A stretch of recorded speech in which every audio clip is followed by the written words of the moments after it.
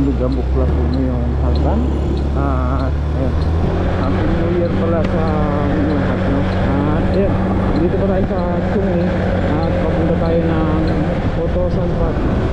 At papunta na nga pala tayo ng Hotosan Park kasi doon namin gaganapin yung birthday ng sister ni Baby Love. Kasi last year doon din namin ginanap yung birthday niya kaysa mag KTV daw kasi mas magastos. Kaya ayun, pagkagising namin ng umaga pumunta na kami at ayun, dito na ako sa may Hotosan at ayun, pinakita ko lang yung banking natin dyan.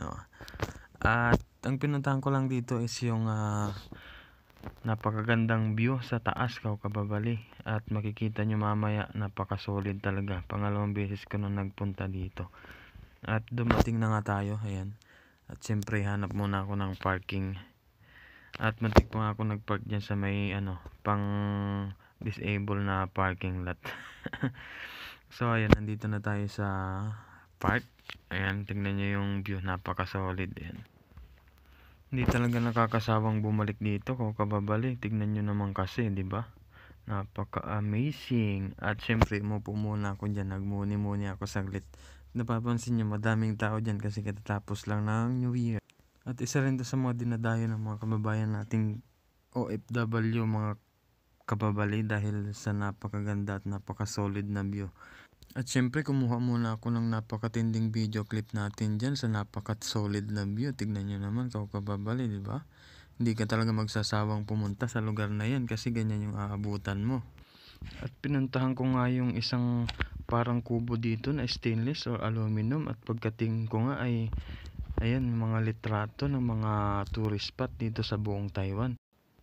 At isa na nga dyan, yung Rainbow Village sa Taichung.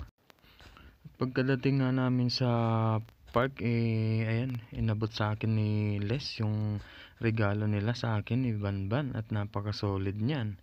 Pwede na natin gamitin yan pag nag-snow mountain tayo o nag-ride kapag ka-winter. Yun, baka North Face yan.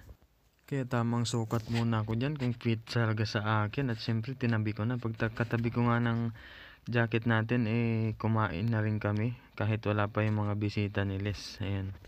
Ayun nga pala si Joke at saka yung boyfriend niya na si Banban. So yun, kababali. Uwi na tayo. Happy birthday kay Les. Salamat. Happy New Year, Ban. Thank you Uwian po. na.